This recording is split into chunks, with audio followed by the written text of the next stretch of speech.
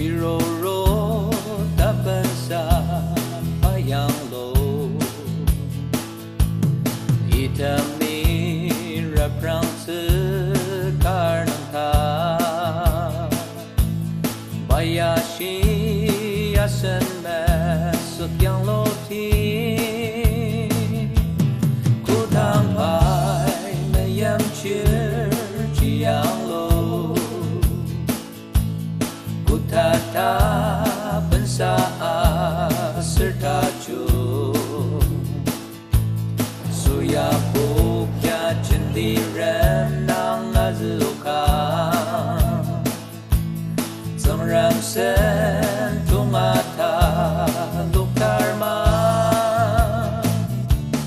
Tiang lor tushia kalutse Asen no patong tang senselir Tangola ajaki pasangan Arishi talangpai muatse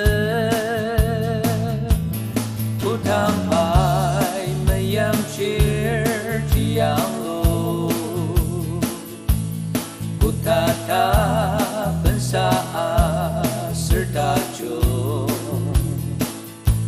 Suya pukya cendiran nang azuka Zamram sen tungata loktarma